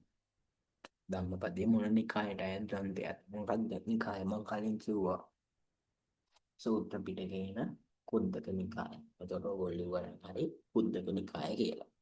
කුද්දක නිකාය. හරි. ඊළඟ ප්‍රශ්නේ තියෙන්නේ මේ බෞද්ධ පරිසර කළමනාකරණය පිළිබඳව ගත හැකි ප්‍රායෝගික පියවර දෙකක්. බෞද්ධ පරිසර කළමනාකරණය පිළිබඳව ගත හැකි ප්‍රායෝගික පියවර දෙකක් තමයි අහන්නේ. ප්‍රායෝගික පියවර දෙකක්. ප්‍රායෝගික පියවර දෙකක්. මොකක්ද අපි ලියන්නේ? මොකක්ද අපිට ගන්න පුළුවන්? අන්න හරි. ඔන්ලයින් කට්ටියත් උත්තර දානවා නේද? හරි. අන්න එහෙම ඔයගොල්ලෝ chat එක නිතරම භාවිත කරන්න. ඉතින් ළමයිතුත් ප්‍රශ්න අහන ප්‍රශ්න වලට උත්තර දෙන්න. හරිද? ඒතර බෞද්ධ ඉගැන්වීම් වලට අනුව පරිසර කළමනාකරණය සඳහා ගත හැකි ප්‍රායෝගික පියවර දෙකක් තමයි අහන්නේ. ගස්වැල් සහ වෘක්ෂලතා ආරක්ෂා කිරීම කියලා දාලා තියෙනවා. අන්න ඒක හරි. ඒ කියන්නේ බුදුදහම පරිසරයට ලබා දෙන්න බුදුදහම පරිසරයට ලබා දී ඇති ඉහළම වටිනාකම සලකලා පැළ ඇටි වගේම ගස්වල විනාශ කරන්න නැතුව ඒකෙන් වැළකීලා රුක් රෝපණය වැනි ක්‍රියාවල නිරත වීම. ඒක තමයි දීර්ඝ පිළිතුර. එතකොට ඔයගොල්ලෝ ලියන්න ඕනේ ගස්වල සහ වෘක්ෂලතා ආරක්ෂා කිරීමෙන් ගන්න පුළුවන්. තව එකෙන් දාලා තියෙනවා ජල මූලාශ්‍ර සහ පොදු පරිසරය පිරිසිදුව තබා ගැනීම පුළුවන්. මොකද ජලයට කිල ගහන එක, මල මුත්‍ර කරන එක තහනම් කරලා විනය නීති අනුගමනය කරලා ඒ කියන්නේ විනය නීති පනවන ඒවා අනුගමනය කරලා අපිට පුළුවන් ස්වභාවික සම්පත් අපවිත්‍ර වීම වළක්වන්න. ඒතකොට ඒක අනුව බෞද්ධ ඉගැන්වීම් වලට අනුව පරිසර කළමනාකරණය නේද? දැන් ඔයගොල්ලෝ ජල මූලාශ්‍ර වලට අනුව පොදු පරිසරයේ පිරිසිදුව තබා ගැනීමට බුද්ධ කාලයේදී තිබ්බ ප්‍රසිද්ධ මේ කරුණ මොකක්ද ඒ කරුණ? අන්න හරි ධර්මදර හා විනයදර ගැටුම. ධර්මදර හා විනයදර භික්ෂූන් අතර මේ ජල මූලාශ්‍ර සහ පොදු පරිසරය ආශ්‍රිතව ගැටුමක් ඇති වුණා. මොකද්ද? අන්න හරි වැසිකිලි ආශ්‍රිතව ප්‍රශ්නයක් ඇති වුණා ධර්මදර හා විනයදර හාමුදුරුවන් අතර. ඒක අනුවත් බුදුරජාණන් වහන්සේ ධර්මදර හාමුදුරුවන්ටයි විනයදර හාමුදුරුවන්ටයි විනය පැනනවා. හරිද? ඒක අනුව තමයි අපිට ගන්න පුළුවන් ජල මූලාශ්‍ර හා පොදු පරිසරය පිරිසිදුව තබා ගැනීම. ඒ වගේම ගස්වැල් සහ වෘක්ෂලතා ආරක්ෂා කිරීම. හරි, මේ දෙක හරි. ලියාගත්තේ නැති අය ලියා ගන්න. ගස්වැල් සහ වෘක්ෂලතා ආරක්ෂා කිරීම. ගස්වැල් සහ වෘක්ෂලතා ආරක්ෂා කිරීම. ගස්වැල් සහ වෘක්ෂලතා ආරක්ෂා කිරීම. ඊළඟ එක ජල මූලාශ්‍ර සහ පොදු පරිසරය පිරිසිදුව තබා ගැනීම. ජල මූලාශ්‍ර සහ පොදු පරිසරය පිරිසිදුව තබා ගැනීම. හරි ඊළඟ ප්‍රශ්න බලන්න බුදුරදුන් වදාළ භෝග සුඛය විස්තර කරන්න. දැන් අපි විස්තර කරා මොකද්ද? අනන සුඛය විස්තර කරා. ඊට පස්සේ අත්ති සුඛය විස්තර කරා. දැන් අහන්නේ මොකද්ද? භෝග සුඛය. භෝග සුඛය කියන්නේ මොකක්ද? හ්ම්. දැන් මම කලින් කතා කරා. හයිලයිට් කර කර කතා කරා. භෝග සුඛය කියන්නේ මොකක්ද? භෝග සුඛය. භෝග සුඛය කියන්නේ මොකක්ද? අන්න හරි කට්ටිය කියන්නේ ඉක්මනට කියන්නේ. දැහැමියෙන් ධනය උපයාගත් දැහැමියෙන් උපයාගත් ධනය පරිභෝජනය කිරීමෙන් ලැබෙන සතුට. දැහැමියෙන් ධනය පොඩ්ඩක් ඉන්න මොකද්ද දැහැමියෙන් ධනය උපයාගත් අය අපි පෙළ පොතට ගිහිල්ලා බලමු මේක බලන්න දැහැමියෙන් භෝග සුඛය කියන්නේ මොකද්ද කියලා. මේ බලන්න අපි අත්ති සුඛය ගැන කතා කරන්නේ. ඒතොර අත්ති සුඛය කියන්නේ උත්සාහයෙන් හා දෑතේ ශක්තියෙන් ධාර්මික ධනය උපයාගත් ධනය තමන්ට ඇතැයි. හරිද? මටත් ඒක අවුල් ගියා. තමන්ට ඇතැයි සිතා යමෙක් සතුටු වීම අපි කියනවා ඒක අත්ති සුඛය කියලා. හරිද? මම හයිලයිට් කරගන්නත් කියලා ඕගොල්ලන්ට කිව්වා. නේද? ඊට පස්සේ අපෙන් අහන්නේ භෝග සුඛය කියලා කියන්නේ මොකද්ද කියලා. භෝග සුඛය කියන්නේ උත්තාන වීරයෙන් දෑතේ මහන්සියෙන් ධනය වගුරුව ධාර්මිකව සපයාගත් ධනය පරිභෝජනයෙන් කියන ලැබෙන සැප. ඒක තමයි අපි කියන්නේ භෝග සුඛය කියලා. හරිද? ලියාගත්ත නැති අය ලියාගන්න. උත්තාන වීරයෙන්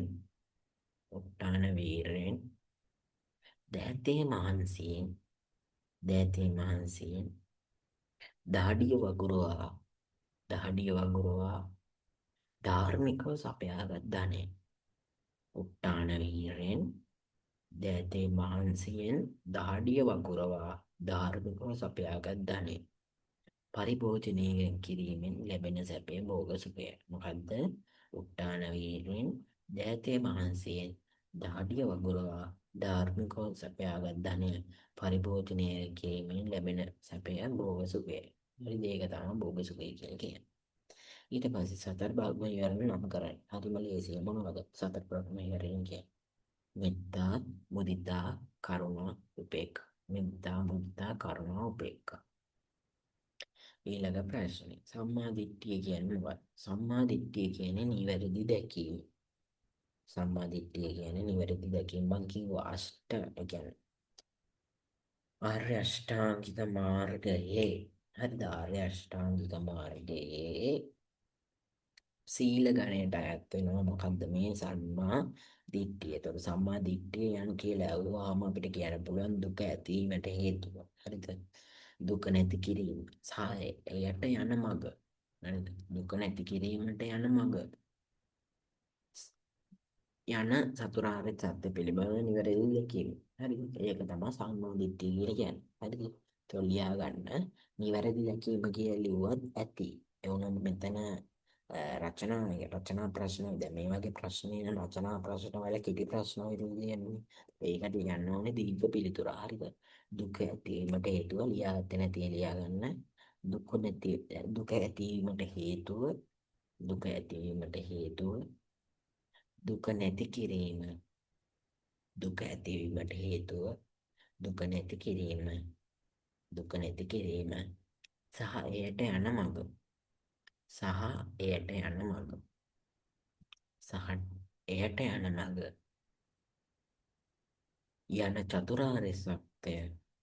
යන චතුරාර්ය සත්‍ය පිළිබඳව නිවැරදි දැකීම පිළිබඳව නිවැරදි දැකීම පිළිබඳව නිවැරදි දැකීම. හරි. ඊට පස්සේ තියෙනවා පංච නියාම ධර්ම නම් කරන්න. පංච නියාම ධර්ම නම් MCQ වලදීත් අපි කතා කරා පංච නියාම ධර්ම නේද? දැන් මම එතෙන්දි වැඩි පංච නියාම ධර්ම ගැන කතා කරේ නැත්නම් මෙතෙන්දි කතා කරන්නේ හින්දා. පංච නියාම ධර්ම මොනවද?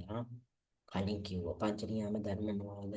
උතු නියාමය, බීජ නියාමය, කම්ම නියාමය, චිත්ත නියාමය සහ ධම්ම නියාමය. මාත් එක්කම කියන්න. උතු නියාම, බීජ නියාම, කම්ම නියාම, චිත්ත නියාම, ධම්ම නියාම. හරි. ලියාගත්තේ නැති ලියා ගන්න. උතු නියාම, උතු නියාම, බීජ නියාම, බීජ නියාම, කම්ම නියාම, කම්ම නියාම, චිත්ත නියාම, චිත්ත නියාම, ධම්ම නියාම, ධම්ම නියාම. හරි. ඒ ටික තමයි පංච නියාම ධර්ම. ඊට පස්සේ දස පාරමිතා අතුරින් ප්‍රඥා පාරමිතාව කියන්නේ මොකක්ද? දස පාරමිතා පාඩමේ තියෙන වැදගත් ප්‍රශ්නය. ප්‍රඥා පාරමිතාව කියන්නේ මොකක්ද? සත්‍ය අසත්‍ය බව. ඒ කියන්නේ ඇත්ත හොඳ නරක සහ ලෝකයේ යථාර්ථය නුවණින් විමසා බලා අවබෝධ කර ගැනීම ප්‍රඥා පාරමිතාව කියලා අපි කියනවා. ලියා ගන්න.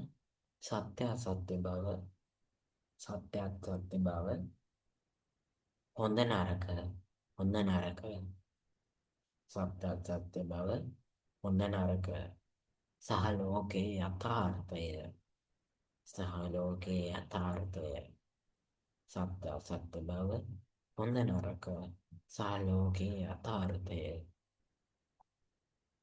නුවණින් විමසා බලා, නුවණින් විමසා බලා අවබෝධ කර ගැනීම, අවබෝධ කර ගැනීම ප්‍රඥා පාරමිතාව, ප්‍රඥා පාරමිතාව.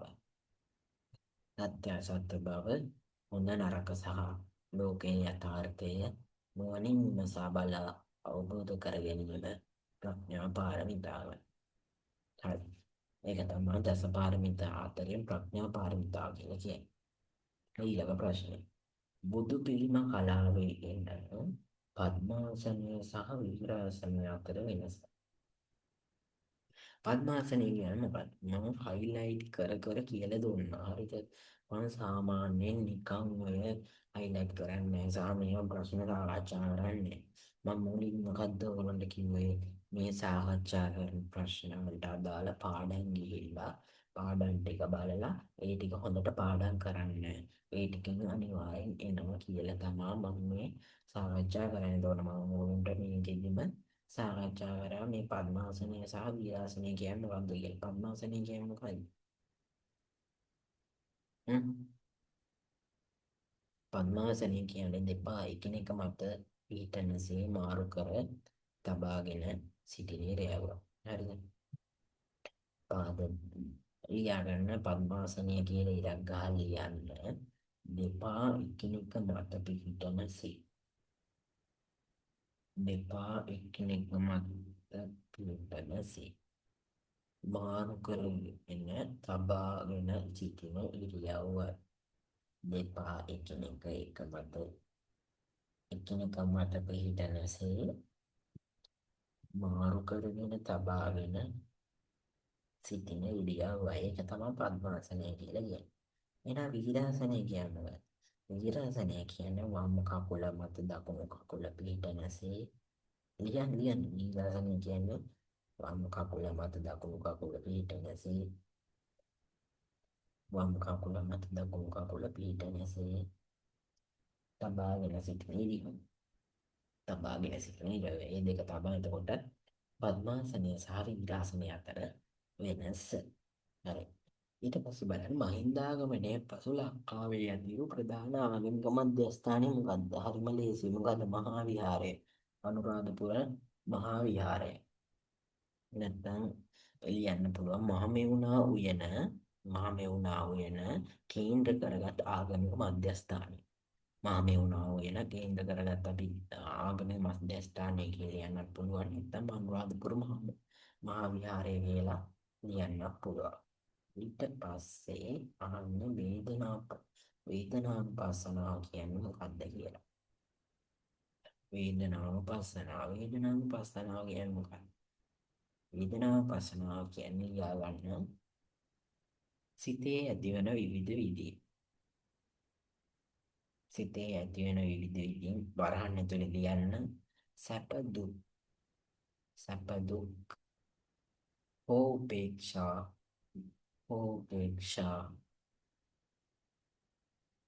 වේදනා වරහන් වහන්න පිළිබඳව සිහියෙන් යුතුව විමසා බැලීම. පිළිබඳව සිහියෙන් යුතුව විමසා බැලීම. පිළිබඳව සිහියෙන් යුතුව විමසා බැලීම. ඒක තමයි වේදනානුපස්සනාව කියන්නේ. වේදනානුපස්සනාව පිළිබඳව කායානුපස්සනාව, චිත්තානුපස්සනාව, වේදනානුපස්සනාව ඒ වගේ තියෙනවා අනුපස්සනාව හතරක් හෝ පහක්. ඒ ටික හොඳට බලාගන්න. ඊට පස්සේ බුදුදහමට අනුව නිරෝගීකම ආරක්ෂා කර ගැනීමට අදාළ පුරුදු දෙකක්. බුදුදහමට අනුව නිරෝගීකම ආරක්ෂා කරන්නට අදාළ පුරුදු දෙකක්. හරිම ලේසියෝ සරලයි. ලියන්න පළවෙනි එක පිරිසිදුකම පවත්වා ගැනීම. පිරිසිදුකම පවත්වා ගැනීම. ඕනනම් වරහන් ඇතුළේ ලියන කායික හා පරිසර පිරිසිදුකම කියන්නේ. කායික හා පරිසර පිරිසිදුකම.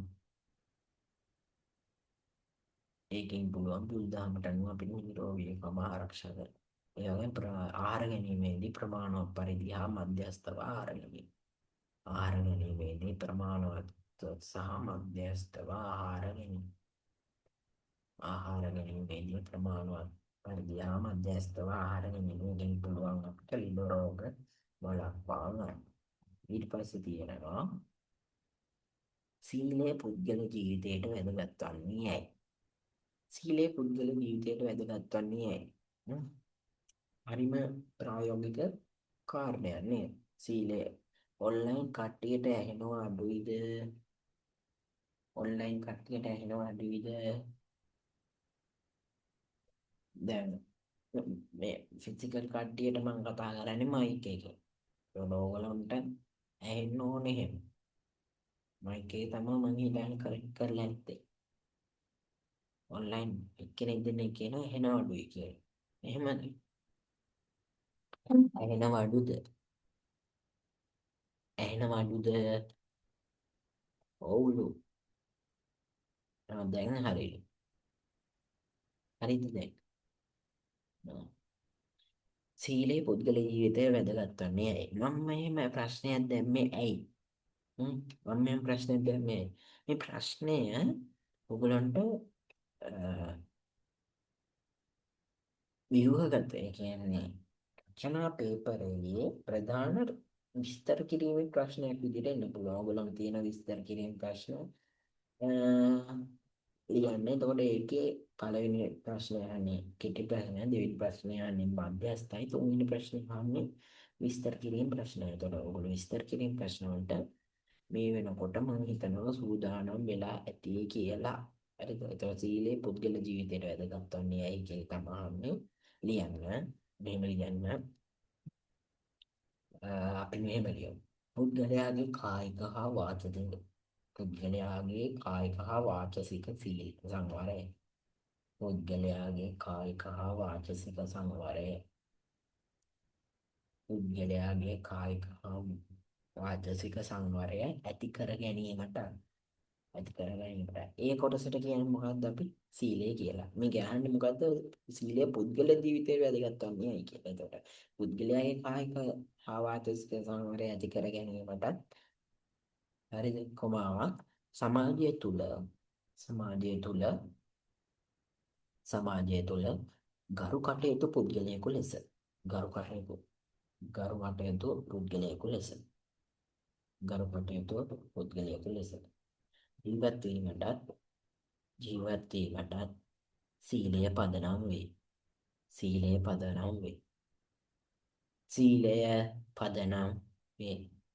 ඒක තමයි අපි සීලය පුද්ගල ජීවිතයට වැදගත් වන්නේ ඇයි? හරිද? හරි.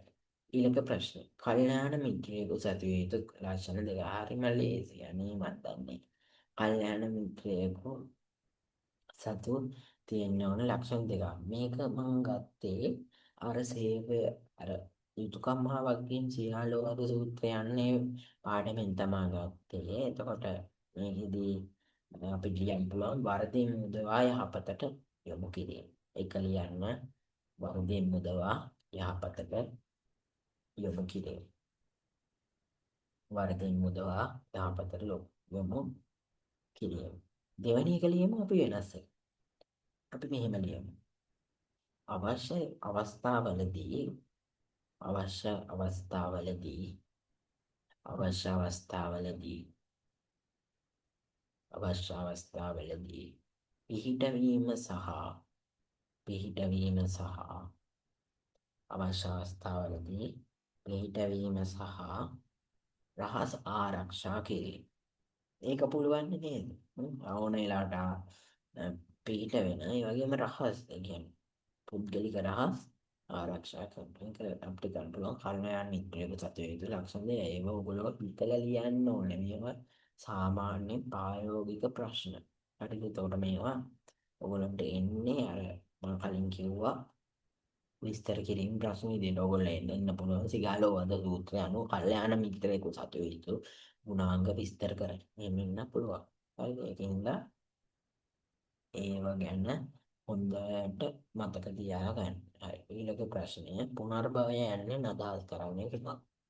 දැන් ළමයි කීප දෙනෙක් කිට්ටේ වල තියෙනවා ඉන්ටර්වල් දෙන්න කියලා. තාම පැය එකමාරක් වගේ තමයි ගියේ. හරි බලමු. පුනර්භවය යන්නේ අදහස් කරන්නේ කොහොමද? පුනර්භවය කියන්නේ මොකක්ද? මරණින් පසු ලියන්න මරණින් පසු කර්ම බලයට අනුව නැත්නම් කර්මයට අනුව මරණින් පසු කර්මයට අනුව මරණින් පසු කර්මයට අනුව මරණින් පසු කර්මයට අනුව මරණින් පසු කර්මයට අනුව නැවත උත්පත්තියක් ලැබීම. නැවත උත්පත්තියක් ලැබීම. නැවත උත්පත්තියක් ලැබීම. හරි ඒක තමයි පුනර්භවය කියලා කියන්නේ. ඊළඟ ප්‍රශ්නේ. සම්මා දිට්ඨියට අයත් ලෞකික සම්මා දිට්ඨියේ කරුණු දෙකක් ලියන්න. සම්මා දිට්ඨියට අයත් ලෞකික සම්මා දිට්ඨියේ කරුණු දෙකක්. දැන් ඔන්ලයින් ඉන්න කට්ටියට මම මේ බෝඩ් එකේ ලියපුවා පේන්නේ නැහනේ. බෝඩ් එකේ ලියපුවා පේන්නේ නැහැ නේනම් මම ඒ ටික ෆොටෝ එකක් ගහලා ගෲප් එකට දාන්නම්. එතකොට ඔන්ලයින් ළමයින්ට ස්ක්‍රීන් එක විතරයි පේන්නේ. සම්මා දිට්ඨියට අයත් ලෞකික සම්මා දිට්ඨියේ කරුණු දෙකක්. මොකද්ද කරුණු දෙක? අපිට ලියන්න පුළුවන් මේක. දුන් දෙයෙහි විපාක ඇතැයි විශ්වාස කිරීම. හරි ලියන්න පළවෙනි එක දුන් දෙයෙහි දුන්න එකේ නැත්නම් දුන් දෙයෙහි විපාක ඇතැයි විශ්වාස කිරීම. විපාක ඇතැයි විශ්වාස කිරීම. දෙවැනි එක මව්පියන්ට සලකන ලද්දෙහි විපාක ඇතැයි නැත්නම් කර්මඵල විශ්වාසය නේද අපි කියන තුන කර්මඵල විශ්වාසය පිළිගැනීම. මේ ඔක්කොම ඔයගොල්ලෝගේ සිලබස් එකට තියෙනවාදී කර්මඵල විශ්වාසය පිළිගැනීම. තාමත් මේ පිළිබඳව දන්නේ නැත්නම් මම මේ කියන ප්‍රශ්න පිළිබඳවට අදාළ පාඩම් ගිහිල්ලා ඒ ටික පාඩම් කරන්න.